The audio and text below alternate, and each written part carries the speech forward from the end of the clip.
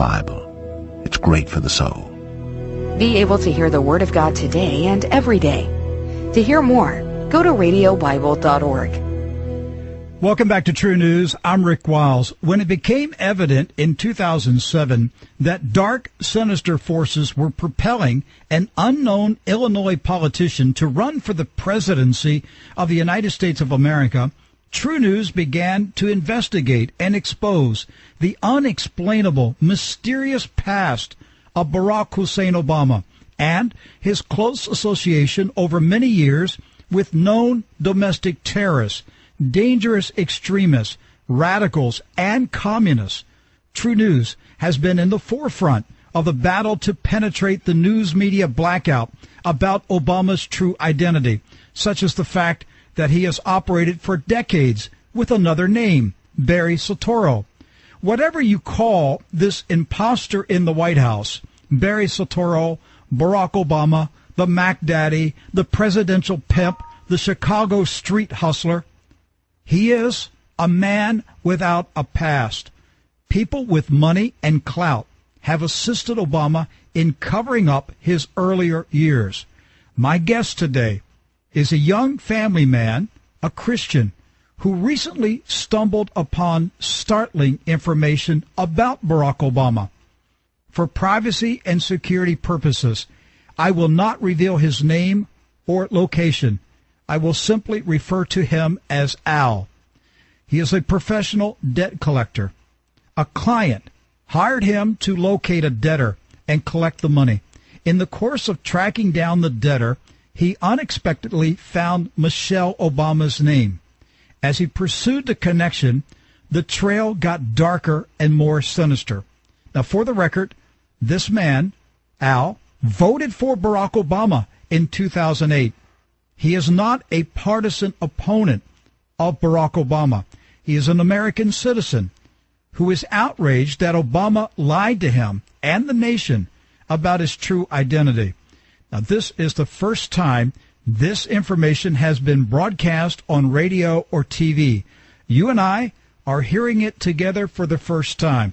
So let's bring Al onto the program and let him tell us what he discovered about this lying scoundrel in the White House. Al, welcome to True News. Hello, sir. How are you doing today? I'm doing great.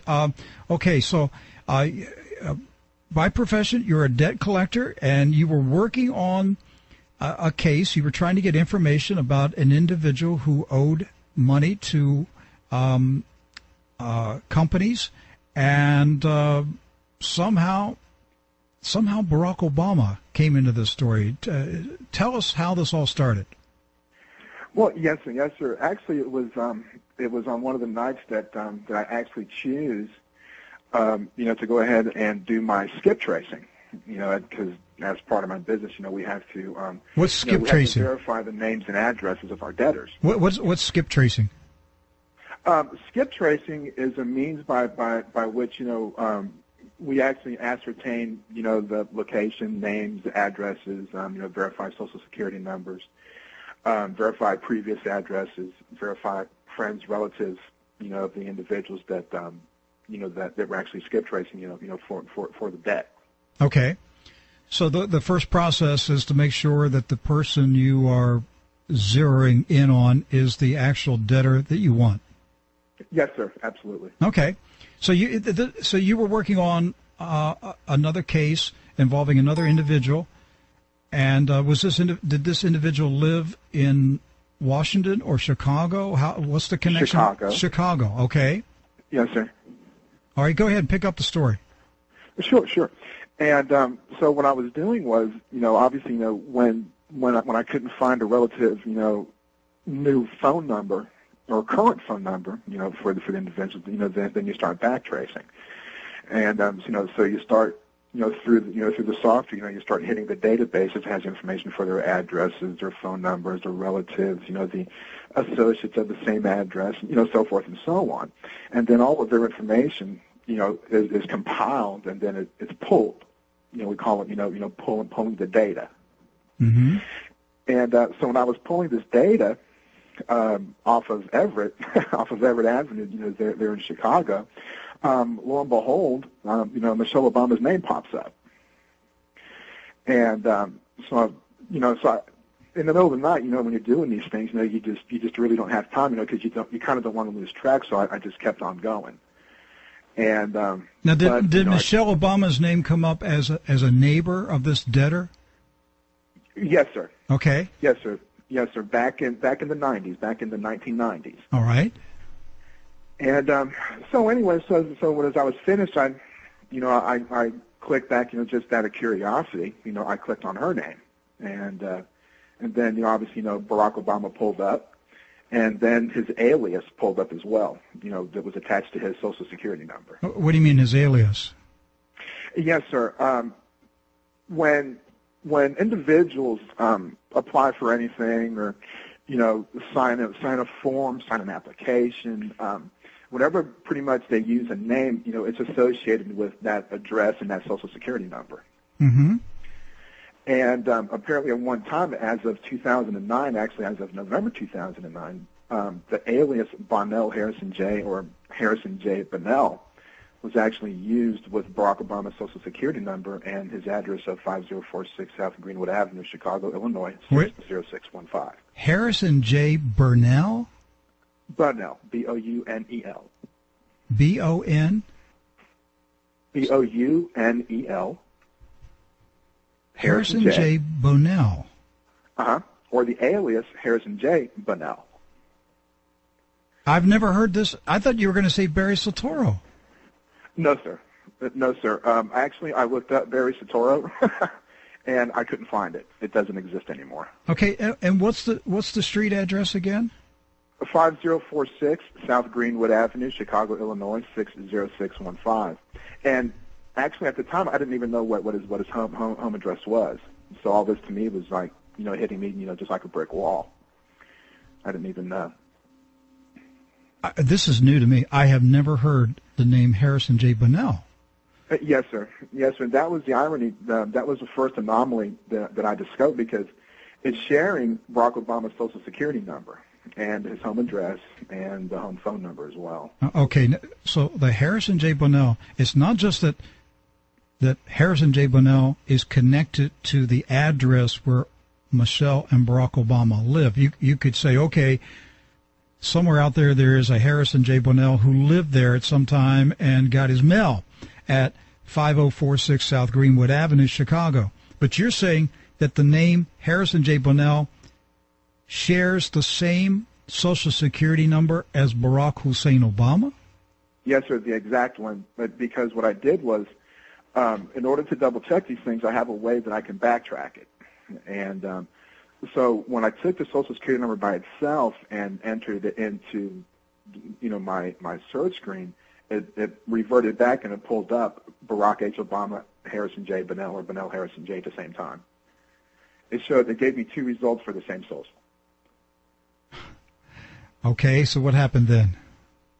Well, I'm sitting there and I'm looking at it. I said, well, from my own experience, when you have multiple names with one Social Security number, I look at it, and well, I mean, that's the way that we're taught really, is to look at it as a case of either stolen identity, okay, or someone using his social, or he let somebody use that social.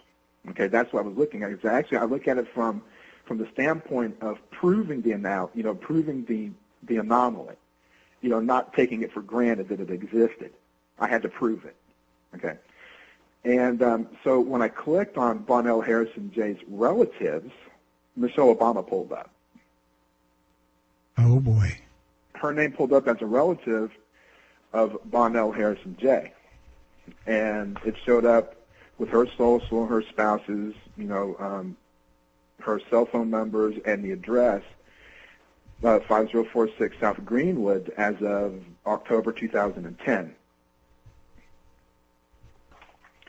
So when that happens, that tells me one thing, okay, that whoever this Bonnell Harrison J person is, or Harrison J Bonnell, when they associated themselves with Michelle Obama and the 5046 South Greenwood Avenue address. So I clicked on the home address. I clicked on the 5046 South Greenwood, And when I pulled up that information, it showed me two separate owners of the house, not the Obamas. Okay, so the house that Obama's living in, or was living in, 5046 South Greenwood, it's not owned by the Obamas. Who owns the house? A judge by the name of Jane L. Stewart. She's a circuit court judge in Chicago, and she is also an Obama contributor. And a Mr. Harvey Weinberg, who is a partner in the firm that handles Obama's taxes. How about that? His tax lawyer. Yes. His accountant, actually. His tax accountant owns the house. Yes, sir. Yes, sir, as per my national property search. And it is with the accounting firm of Weinberg, Solomon, Howell, and Shane. Weinberg, Solomon? Weinberg, Solomon, Howell, and Shane. And what was the circuit court judge's name? Jane L. Stewart.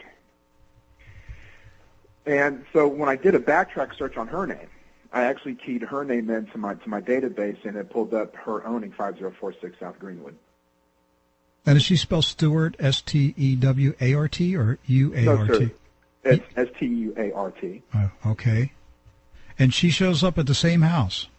Yes, sir, on a different search. Okay. On a separate search that I did on her name. All right. What else did you find? Well, the house itself has had, let me get to my record real quick. I have to pull this up, and excuse me for that. The house itself has had 6 different PIN numbers associated with the property itself. What do you mean PIN numbers? What do you mean? It's a property identification number, and it's a number that is assigned to a piece of property. And as per the Cook County Recorder of Deeds, it's a number that never changes. However, the house itself has had 6 property identification numbers associated, within the past maybe 6 years. Okay, you're saying as far as Cook County, to say clerk of court or register, that the PIN, the property identification number, never changes even though the owners change? Absolutely correct, sir. Yes, sir. But in this case, it changed 6 times? Yes, sir. It's changed 6 times from 2011 to 025000 to the 37 number, which is not registered with Cook County, yet it's registered with the Treasurer's and Assessor's Office. Well, you would need somebody who's corrupt inside Cook County government to do something like that, wouldn't you? Yes, sir. Yes, sir. That's probably hard to find, a corrupt Cook County government official. Well, the irony is, it was verified to me by Cook County, and the woman that I was speaking with told me that everything kind of trickles down from the Cook County Recorder of Deeds, because you have to record your deed first before you can even do any assessments on it, because you can't do an assessment on a property that doesn't have a deed or a title to it. Did the property actually change ownership? When? You said that there were 6 different PIN numbers in what did you say, 6 or 7 years? Yes, sir, in 6 or 7 years, and the answer to that is no. So the PIN numbers changed, but the owners didn't. Absolutely no. Is that what you're saying? Absolutely. Well, then that's a deliberate attempt to cover up and confuse any investigators. Yes, sir. What it is called